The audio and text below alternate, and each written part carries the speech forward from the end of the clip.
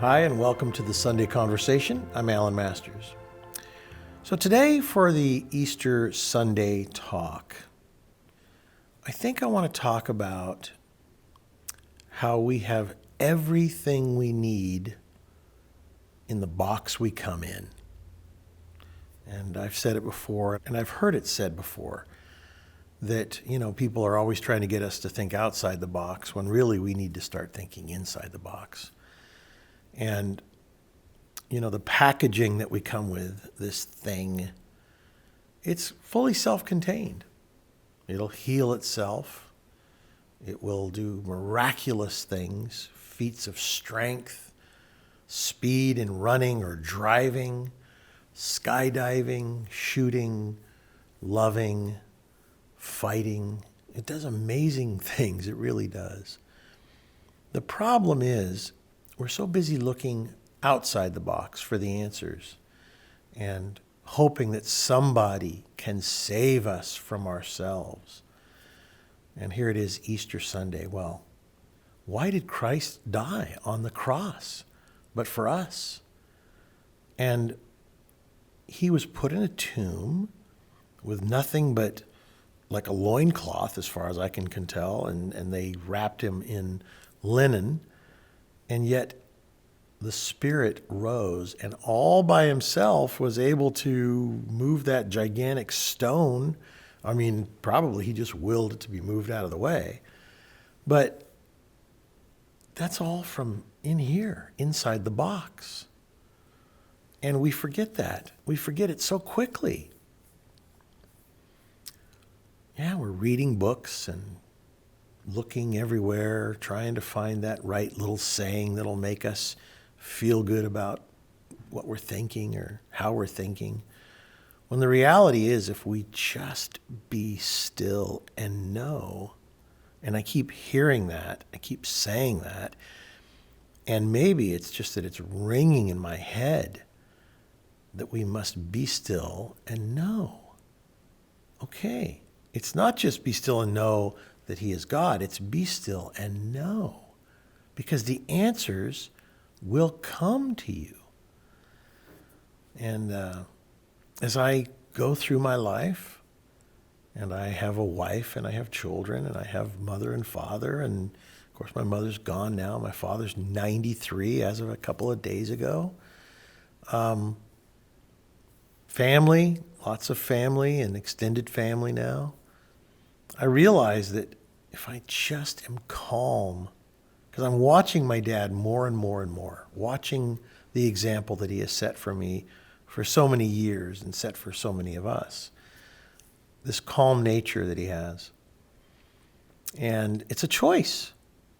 We're the sum total of all of our choices, aren't we? Well, if we keep making good choices, then we are closer to our center.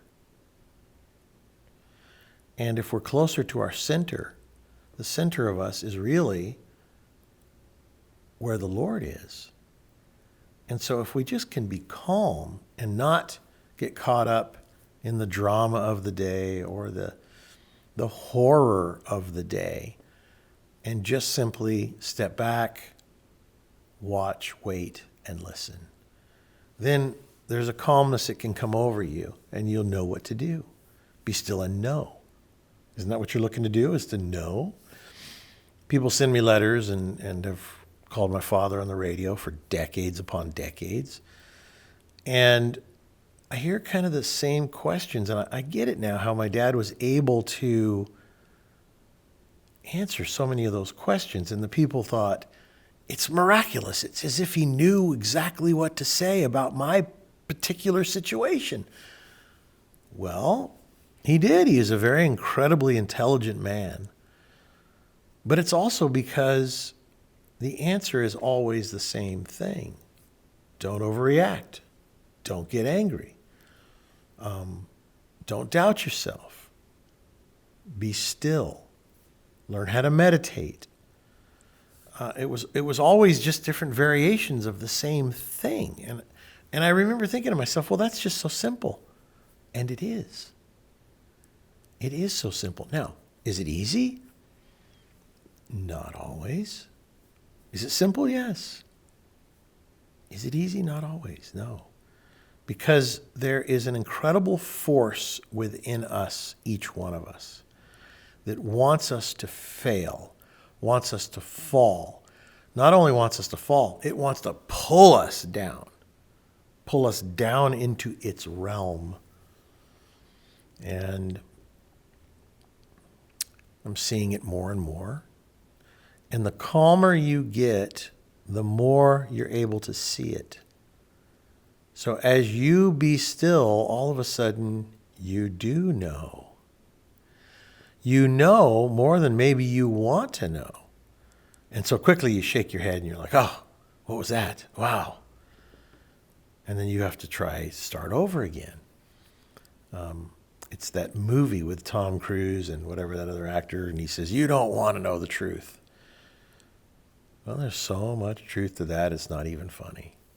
We want to know the truth, we say it with our mouth, I want to know the truth. But then when the truth comes knocking, faith isn't there, understanding isn't there, courage isn't there, and the scary boogeyman scares you back into your little cave or dungeon or prison in your mind. So I guess it boils down to how committed are you? How committed are you to wanting to not only know what is right, but actually then act on it and do what is right? Because it's easy to spew verse and chapter. It's beautiful. None of it's original to you. You just read it, and if you do a really good job at it, it makes it look like it was your thoughts, or it makes it look like you're a holy person. And if you put on flowing robes and wear crosses and all that, you even look more the part, and then people fall into that trance like, oh, holy man. He's got holy water.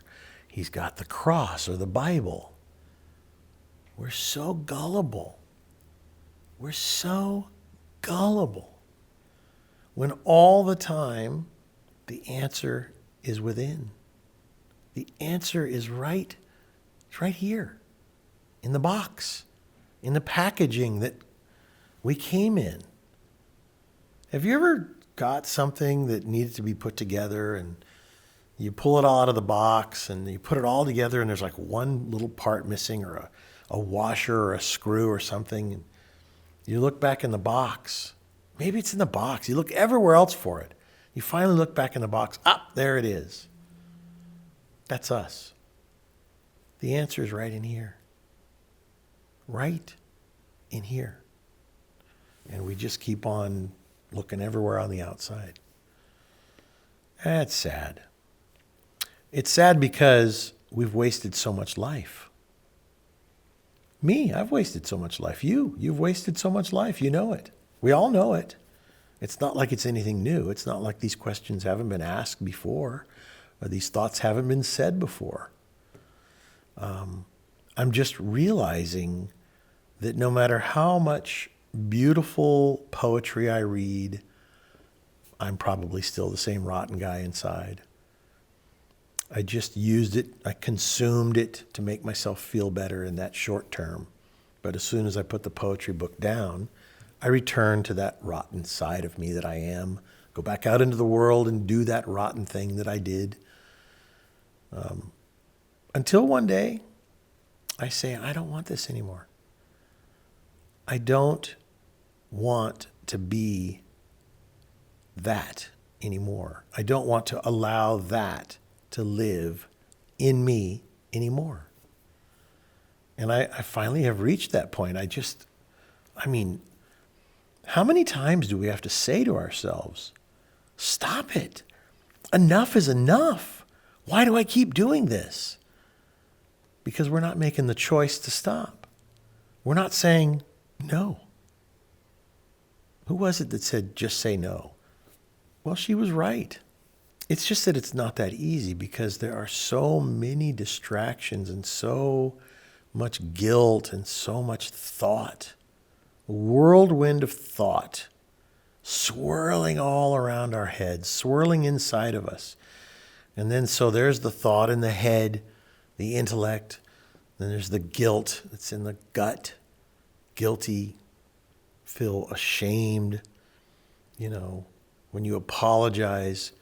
I said it the other day, and I watched my wife react to it on the television. I said it on one of the Sunday talks, I think. I said, I don't want to apologize because I'll be wrong forever. People don't know how to forgive. So if you apologize, you risk being that wrong person forever in their eyes. Who cares? Who cares? But your mind says, you better not say it. Because if you say it, then they'll always remind it. They'll use it as a harpoon and they'll stab you with it over and over again. Who cares? Let them. Let them.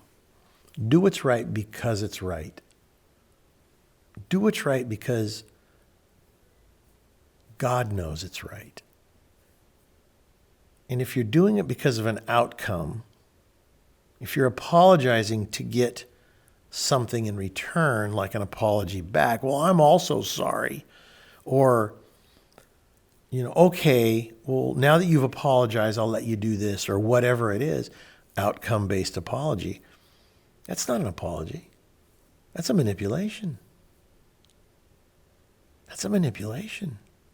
So on the radio show the other day, I was talking about the stuff that I'm going through with my wife after 40 years of living with this person. I thought, I just got to be transparent. That's my thing. I'm just going to talk about what's going on in my life. And she says, well, you were too broad. You stroked that brush too broad, and nobody really understood that, you were just making this point, but it made me look like I was doing this, and I don't appreciate that. And I'm like, well, there's some truth to that. But I want dearly to try and help people to not have to suffer.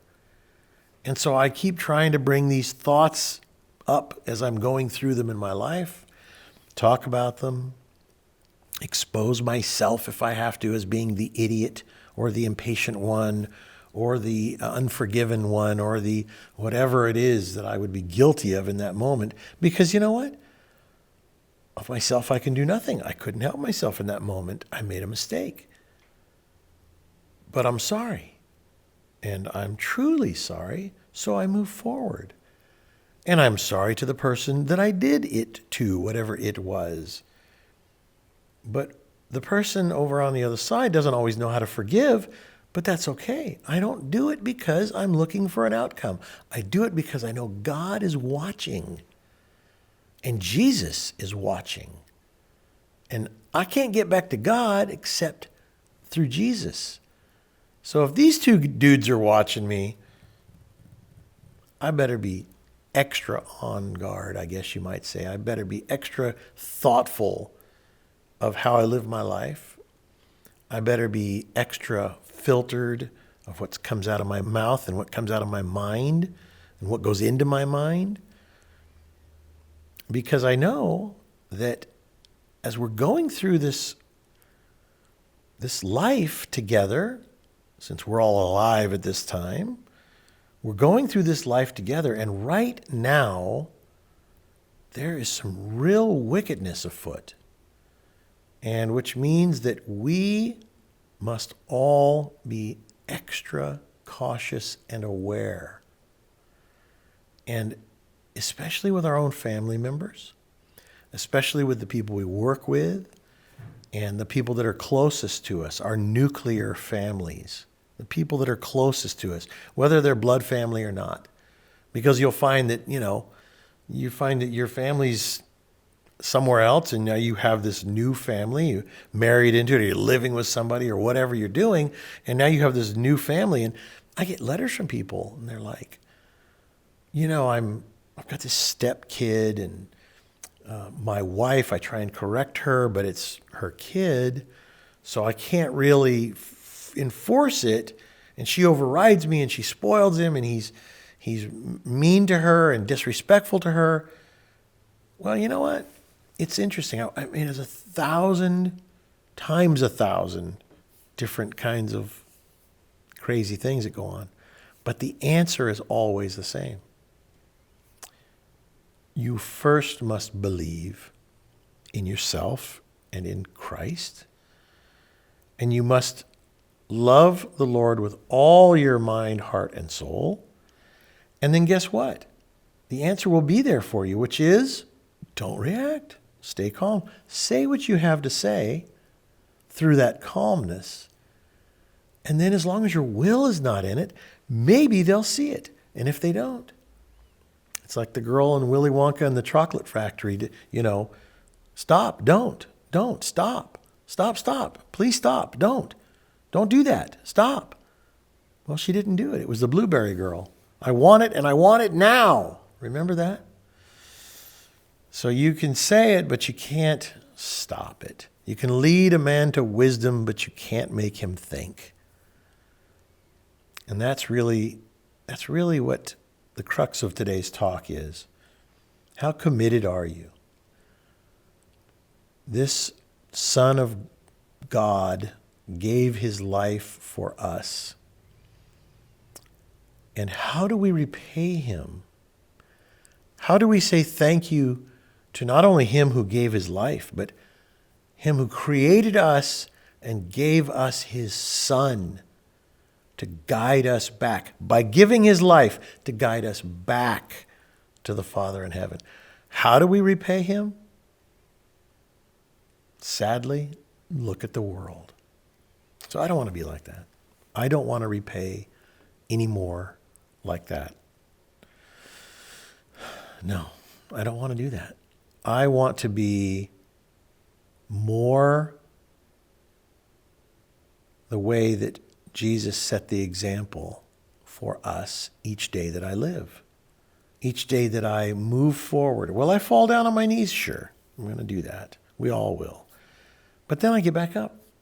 Brush myself off, wash my bloody knees, and continue on my journey. Say my apologies if I need to. It's not easy. That pride, that angry pride, that angry pride. That angry pride and the angry will and the angriness of us rises its ugly head inside of us. And all we can hear is the excuses and the reasons and the intellectual hogwash of why we want that other person who's being honest with us to shut the hell up. Have you ever seen that? Yeah. I see it every now and then. I think to myself, wow, there's something in there. Doesn't matter who you are. I know the old story about the two wolves that are fighting, and the little boy says to his grandfather, "Which one wins, grandfather? Which one wins?" And the grandfather says, "The one you feed." So what I'm trying to do is to stop feeding my dark nature, my lower nature, the dark side, the force, the dark force. I don't want to feed it. I don't want to feed it. I want to lean towards Jesus and be still and be calm and not react. And it's like amazing how hard it is. It's amazing. And it's getting easier all the time, but I look at it and I think to myself, this should be so simple. This should be so easy. But there's 1,000 little strings, like they're fine like a spider's web, thousands of them pulling inside of me, pulling down, pulling away from the light, inside. And I think it's like Gulliver's Travels. He lands and he's this giant and all these little people are tying him down with little threads. And even though they're just little threads, he's tied down because there's so many of them. And that's us, the little threads of life that are pulling us down into that lower nature part of our psyche that we cannot get past. We cannot, it's like today is Easter. We cannot even remember this important day and what it stands for and be good. Something will make us angry today. Something will make us angry every day. every day. And we react. We react wrong. We fall from grace.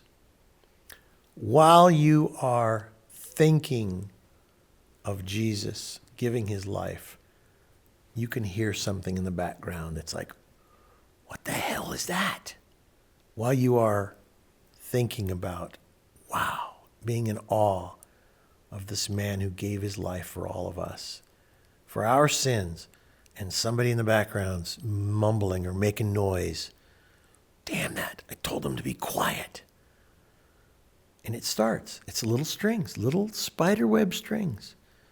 No matter what it is, no matter where you are. You can be in the bathroom, you can be in your bedroom, you can be in your office, you can be in your car, you can be walking, walking in the sunshine, step on a thorn. Oh, damn it. Hate those things. Something will pull you away from it. Landmines everywhere. Psychological landmines, physical landmines, relationship landmines. So, I guess I come back to the journey that I am on is the one that my father was trying to teach me for all the years of my, my life, really. Be calm, don't react, don't tempt, don't get angry, don't do this, don't do that, don't do this, don't do that. But when it was all said and done, he still allowed me to be who I am, have my trials and tribulations of life. He would try and warn me often about, being too cavalier. You're too cavalier. I'm like, what is cavalier? It's a car. It's a Chevrolet Cavalier. I don't know what, I remember being a kid and that was my thing. I don't know what cavalier means. One day I looked it up about 5 or 10 years after he said it to me and I was like, oh yeah, I was too cavalier. But everybody gets to that place in their life where they say enough suffering, enough fighting, enough indulging, basically just enough. So I started saying no to myself. I had to start learning how to say no to myself. It's not easy. It's just not easy. And I haven't really mastered it even yet because it's such a constant. I would have to say no to myself 500 times a day. And it's a constant with thoughts, with temptations, with food, with hungers, with thirsts, with physical wants, desires, and needs, jealousy. I want that car. I want that motorhome. I want that boat. I want that tractor. I want the new shirt. I want new shoes. I want new fresh underwear, new pants, new gloves. I could get a new ring, a new watch, a new camera, new microphone. It's like endless. We have a hunger. It's a hunger that is never really filled. That hunger, you don't feel full. Until you finally reach that place where you have denied yourself nothing. And you have all these things and you go, none of them make me happy. None of them. None of these things make me happy. So, what now? What now, Will Robinson? Well, maybe all this time that I've been filling myself full of things and food and drink and drugs and alcohol and God knows what it's going to be,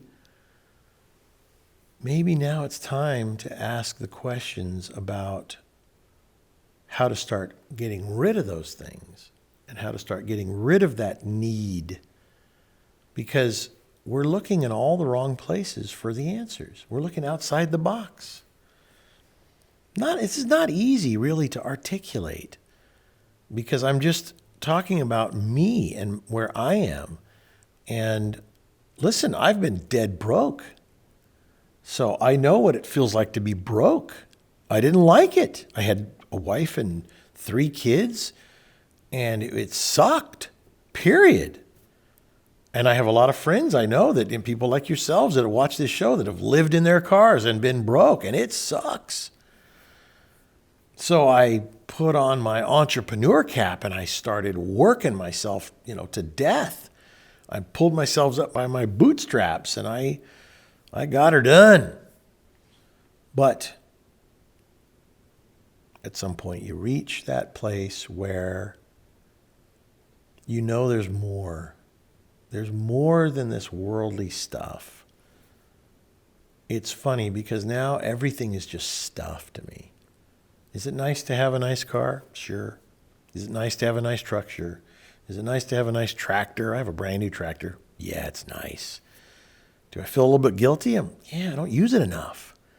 I got too much money sitting there in that tractor. So then I sell it and then I want a tractor again. Oh, I shouldn't have sold that tractor. You see, it's just this game.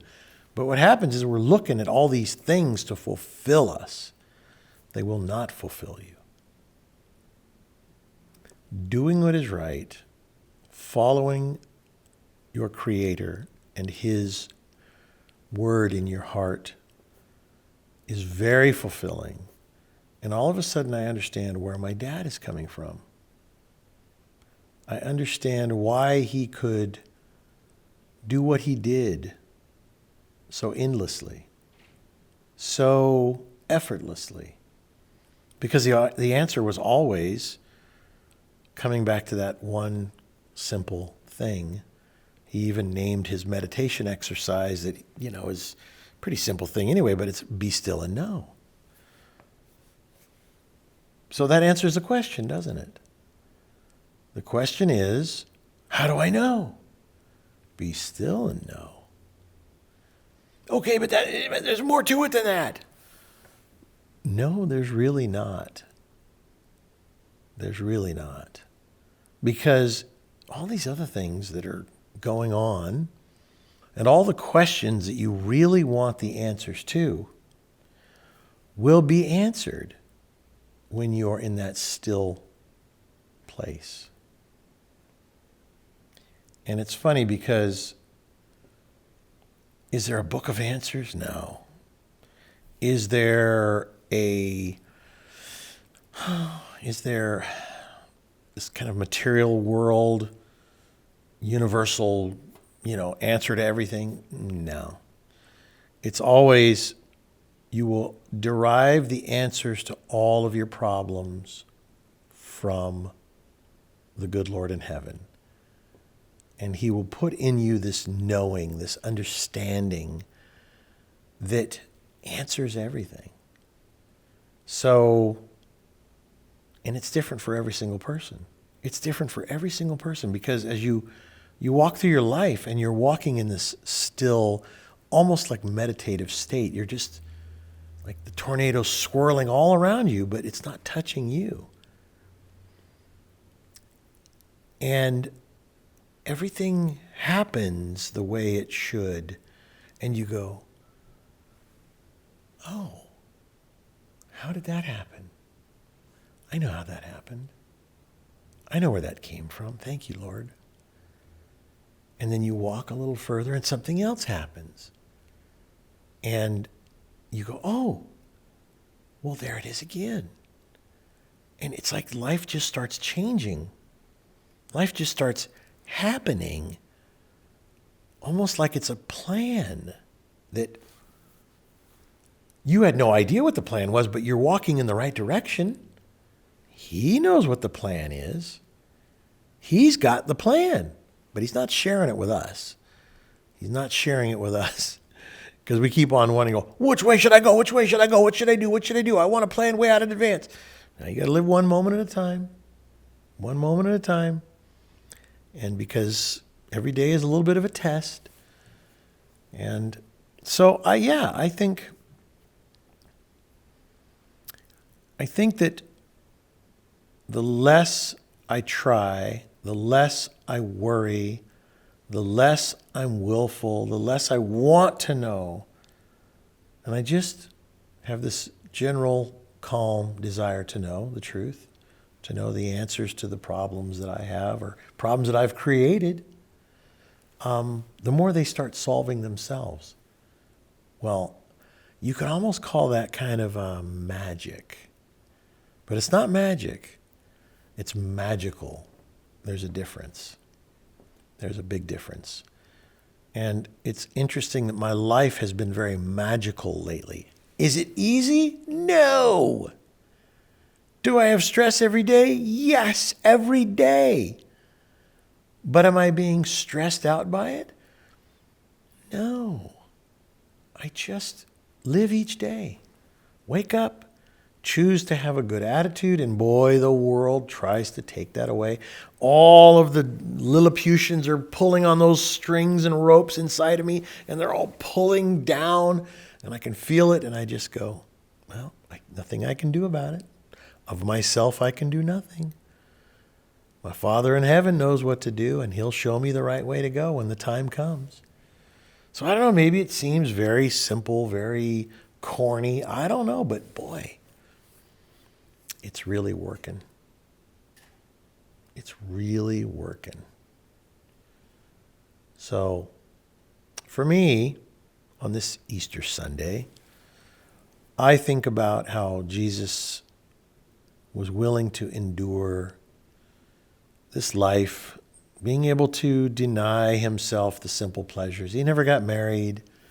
I'm sure there's a lot of things he would have liked to have done that he just didn't do. He didn't do because he had a job. He had a job here. And he only lived, some 30-something years. And then when the time came, he accepted, is a better word for it, he accepted his fate because it was the most important death in the history of the world because he paid with his life for our lives. He paid for our sins in advance. And I think to myself, wow, what a beautiful, amazing thing.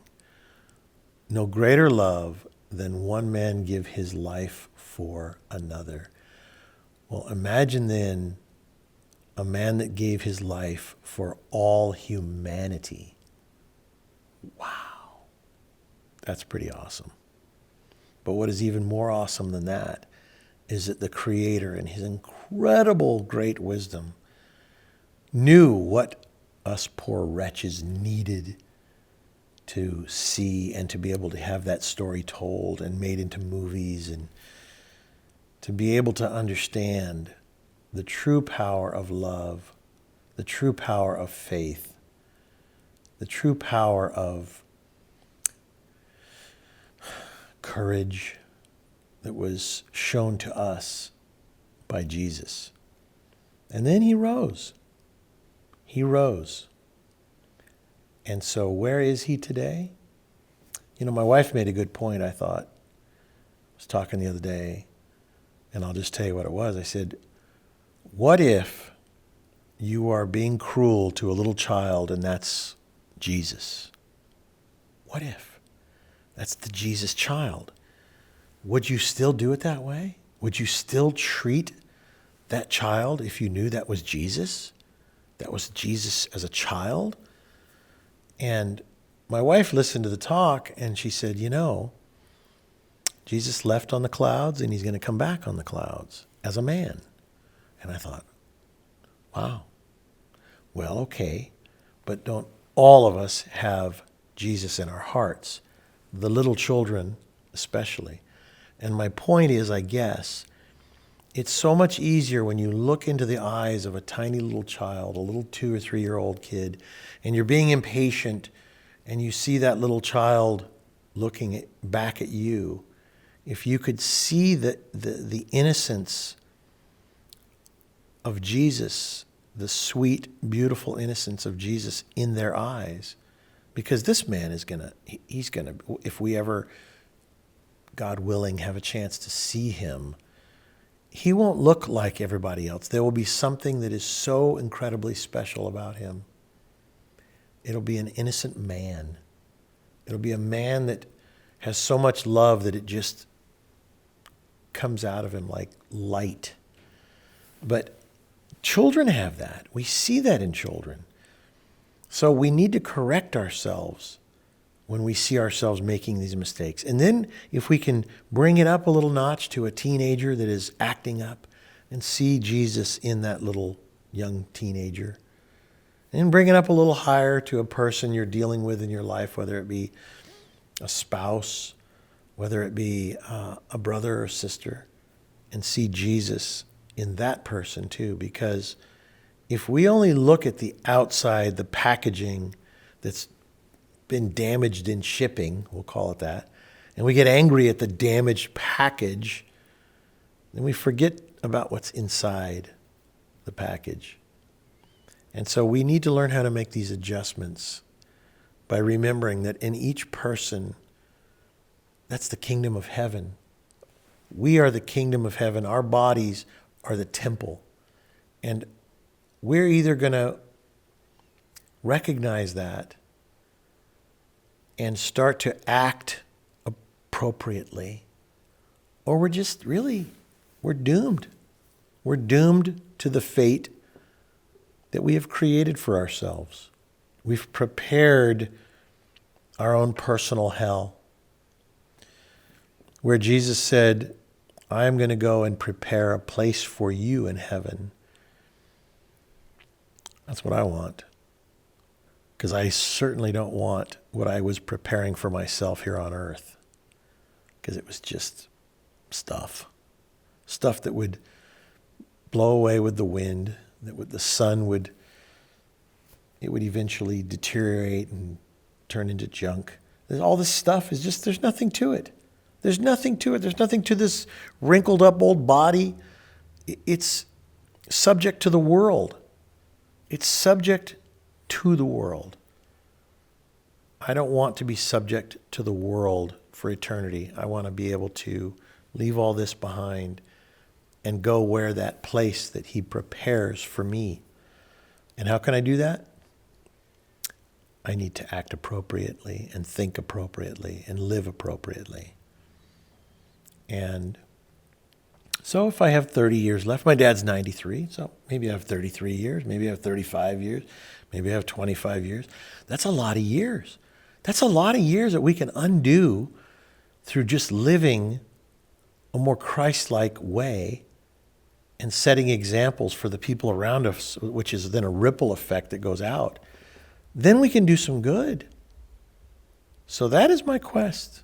My quest is to conquer from within. I've said that'll be my book if I ever write one. And because that is the battlefield right now. The battlefield is the mind. And I'm winning. I'm winning because I am not giving in. I am not giving in to the dark side. I give up to my Father in heaven. I give it up to him and I say, okay, I give it to you. I don't know what to do with it. You got to show me. And then boom, I just know what to do. Sometimes it's walk away. Sometimes it's run. Sometimes it's turn and fight. Sometimes I just go, where is it? I don't know. Well, I'm just going to keep walking then. I'm just going to keep moving, keep living. But more times than not, I just know what to do. And boy, it feels good. It feels good. And I doubt it all the way. There's a little doubting Thomas inside of me all the way. I don't know. I don't know. You know what happens. You know what happens. Look what happened last time. It doesn't matter. It doesn't matter. I don't worry about the outcome. I don't want to be an outcome-based anything anymore. I've been too much of that my whole life. I'll do this for you if you do this for me. It's very, it's just earthly. So I just want to do what's right because it's right. Don't worry about the outcome. I want to do what's right because it's right. Don't worry about the outcome. So, happy Easter. Remember what it really stands for and what it really means, and start living your life more honestly inside of yourself. Because if you can't respect yourself, who cares what anybody else thinks? If you have no self-respect, and if you haven't thought about that, then you better start thinking about that. Because we just live these knee-jerk reaction lives. It's like everything is just, fight or flight mode, knee-jerk reaction to everything. But I'm just glad, I'm very thankful to my Father in heaven for giving me the insights that I have. So thank you, Father. And my dad's birthday, by the way, again, it was April 2nd. And we're going to have a big party. Just want to try and say this and remind people. A birthday party on April 18th at Tall Timber Ranch. And so we're getting the ranch ready, and we'll have some fun. And if you haven't been out to the ranch before, here's your opportunity. If you've been, come on back. If you want to help volunteer and you're local, let us know. We could use some help because the place has kind of fallen a little bit in disrepair, but I keep working on it. There's always something going on. I'm trying to do stuff, put a new roof on, fix this, fix that. But, it's a big ranch, and it's just beautiful, by the way. And so we're going to have a celebration of life for my mother, and we're going to have a birthday party for my father, and we'll do a Sunday rap session out there, maybe on the gazebo, depending on what the weather is like, or inside, or in the theater, or wherever we're going to gather. But it'd be nice to see you out there and hear your stories about whether it be my mom or my dad, or what you've learned in your life and lessons you've learned from listening to my dad or talking to my dad. I thoroughly enjoy it. And I know that you folks like to gather. So let's gather. April 18th at Tall Timber Ranch, 1980 Deer Creek Road, Selma, Oregon is the address if you've never been. We're going to put out the weekend update, which we just did. Every weekend we put out a weekend update. It's a newsletter.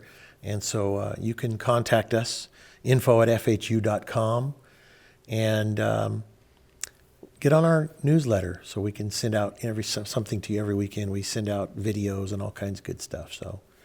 But my thing is right now, I'm just very transparent. I make mistakes like you make mistakes. We all make mistakes. But I'm trying to be a good student of my Father's teachings. Finally, I said it twice for a reason, because I've known about all this the majority of my life, just like you. But I kept making all those same stupid mistakes, putting my hand back in the fire. But I'm ready to move on to the next level of life now, to where I can do some good, be some use to the Father in heaven, and to you maybe. Thanks for watching. Thanks for supporting the foundation. If you want to send me an email, alan@fhu.com. Happy Easter. See you next week.